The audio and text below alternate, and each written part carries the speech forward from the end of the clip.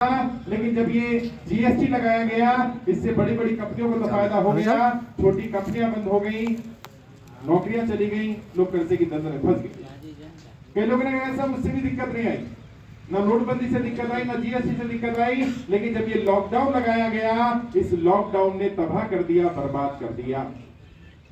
और ना तो नोटबंदी आपने करी, ना जीएसटी आपने लगाया, ना लॉकडाउन आपने लगाया।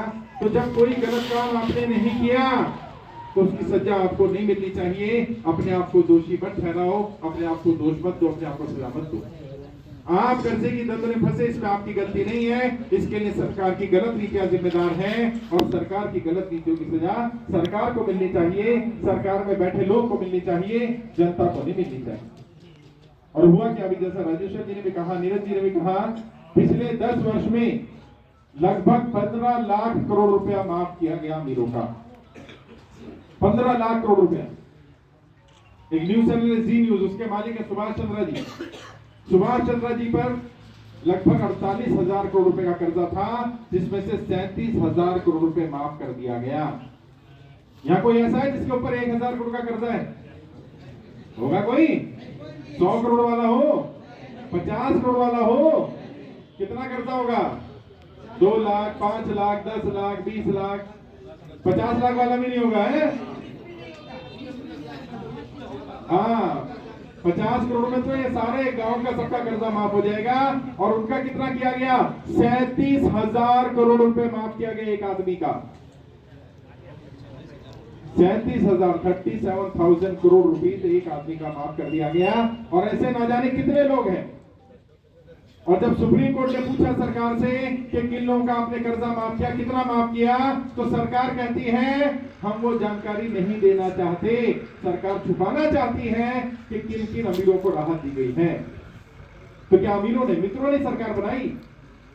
हमने भी तो वोट दिया, सरकार तो हमारी भी है। उन्होंने पैसा दिया, उन्होंने नोट दिया, हमने वोट दिया, तो हक तो बराबर हुआ। नोट वाले का भी बराबर हुआ, वोट वाले का भी बराबर हुआ। और अमीरों का कर्जा क्यों माफ कर पाए? क्योंकि आपको हमने वोट दिया था। अगर गरीबों ने वोट नहीं दिया होता तो अमीरों का नोट किसी काम नहीं आता। और ये संदेश यहां से जाना चाहिए, अगर नेता जनता की कर्जा मुक्ति के लिए प्रयास नहीं करेंगे, समस्या का समाधान नहीं करेंगे, तो जनता अपने बीच में से ही नेता तैयार करेगी। भोला भाई को नेता नहीं है, ये तो आपके बीच का ही आदमी। उसने कहा कि साहब मैं जिम्मेदारी ले रहा हूं अपने एरिया के एक एक व्यक्ति का, एक एक किसान का, एक एक मजदूर का, एक एक नौकरी करने वाले का, हर व्यक्ति की कर्जा मुक्ति के लिए मैं प्रयास करूंगा। और अभी दिल्ली भी जा रहे हैं, 12 तारीख को दिल्ली जा रहे हैं हम लोग। सुप्रीम कोर्ट में पीआईएल लगने जा रही है, जनहित याचिका लगा रहे हैं। सरकार को बार-बार लेटर भेजा गया। पिछले लगभग 20 महीने से हम लोग काम कर रहे हैं। जुलाई 2022 से काम चल रहा है। प्रधानमंत्री कार्यालय को जानकारी भेजी गई, वित्त मंत्रालय को भेजी गई, आरबीआई को जानकारी भेजी गई, वो सुनने को तैयार नहीं है। अब हमारे पास आखिरी विकल्प बचा है, हम सुप्रीम कोर्ट जा रहे हैं। अगर सुप्रीम कोर्ट भी हमारी बात नहीं सुनेगा तो हमारे पास एक ही विकल्प है, हम सबसे बड़ी अदालत में जाएंगे। और एक डेमोक्रेसी में जनता की अदालत ही सबसे बड़ी अदालत है। जनता तय करेगी कि जनता का कर्जा माफ होना चाहिए या नहीं होना चाहिए। और मैं आपसे पूछना चाहता हूं, क्या जनता कर्जा माफ होना चाहिए कि नहीं होना चाहिए? ऐसे नहीं, आवाज आनी चाहिए, होना चाहिए कि नहीं होना चाहिए? जनता का कर्जा माफ करना पड़ेगा।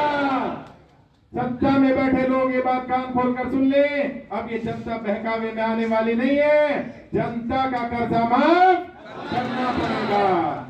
और यही नारा मैंने रामला मैदान से दिया था। 2.5 लाख 3 लाख लोग पहुंचे थे वहां। दिल्ली की सरकार हिल गई थी, सत्ता में बैठे लोग हिल गए थे, उन्हें समझ नहीं आ रहा था इतने लोग कैसे पहुंच गए। और तब हमारे साथ सिर्फ 6.5-7 लाख लोग जुड़े थे, आज 15 लाख लोग जुड़े हैं। और यदि ये सभी दिल्ली पहुंच गए तो सोचिए दिल्ली जाम होने वाली है साहब। और अगर बुलाना पड़ा तो दिल्ली आ जाएंगे? तैयार हैं? ऐसे नहीं, आवाज तैयार है? कितने लोग तैयार है? हाथ ऊपर करो। दिल्ली जाने के लिए कितने लोग तैयार है? तैयार है? दोनों हाथ उठाकर तैयार है? तैयार है? और ये सत्ता में बैठे लोग सुन लें, अगर इतने सारे लोग यहां से आगे, गुजरात के एक जिले से आगे, और गुजरात की हर लोकसभा से आगे, गुजरात में 1 लाख लोग जुड़े साहब हमारे साथ, 1 लाख लोग। और 1 लाख लोग नहीं है, 1 लाख परिवार है। और एक एक परिवार 100 वोट सरकार के खिलाफ दिलवा सकता है। तो सत्ता में बैठे लोग ये ना सोचें कि सिर्फ 15 लाख लोग हैं। ये 15 लाख नहीं, ये 15 करोड़ लोग हैं। अगर ये इकट्ठे हो गए, संगठित हो गए, तो कोई भी नेता आ जाए, नेताओं को झुकना पड़ेगा। और जैसे मैंने बताया, हमने 26 के 26 सांसदों को गुजरात के पत्र भेजा। उनसे पूछा गया कि आप जनता की कर्जा माफी का समर्थन करते कि नहीं करते हैं। एक भी सांसद ने जवाब नहीं दिया।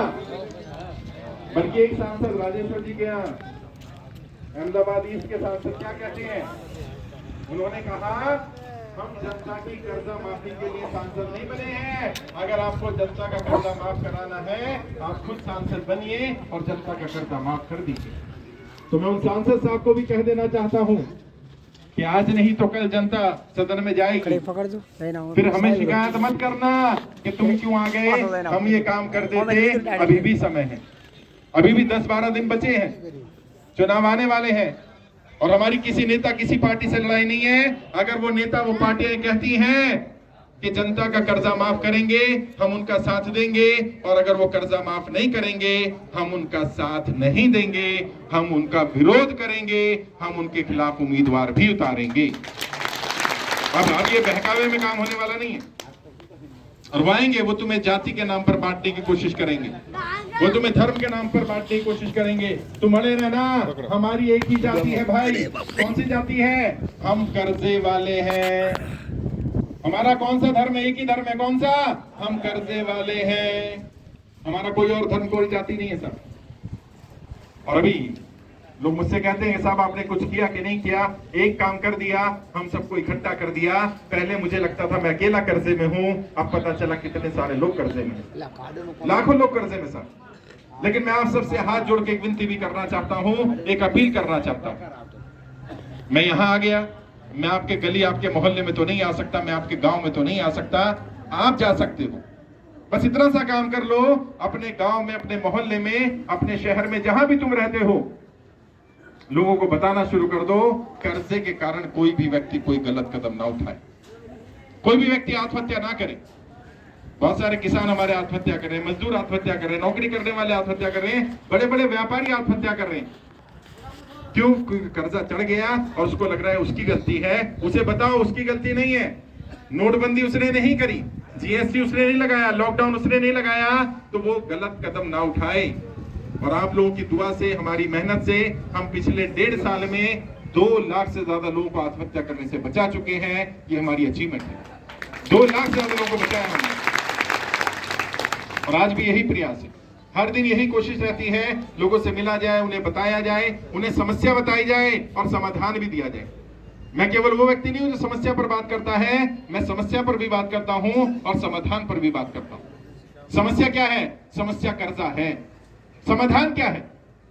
समस्या तो पता चल गई, समाधान क्या है, कैसे हल होगा? वो नेता आएंगे, तुमसे क्या कहेंगे?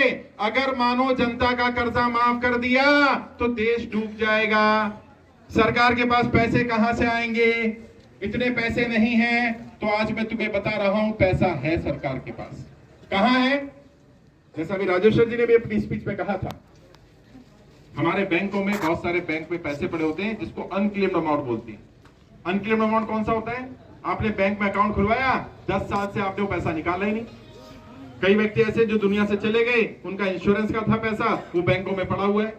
और मैं नहीं कह रहा, सरकार ने ही बताया कितना पैसा है, लगभग 2.5 लाख करोड़ रुपए अनक्लेम्ड अमाउंट पड़ा हुआ है और वो जनता का ही पैसा है।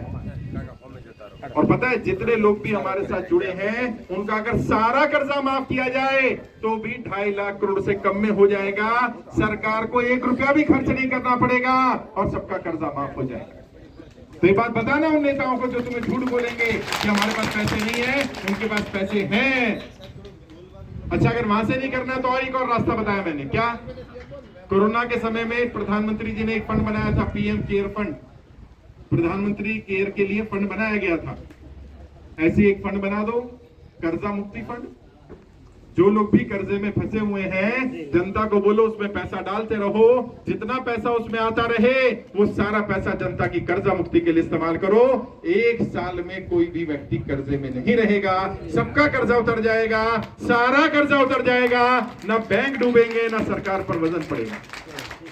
समस्या क्या है? दो चीजें होती हैं दोस्त, कोई काम मुझे करना नहीं आता या मैं करना नहीं चाहता। समस्या क्या है? समस्या ये नहीं है करना नहीं आता, समस्या क्या है? सरकार करना ही नहीं चाहती, सरकार की नीयत खराब है।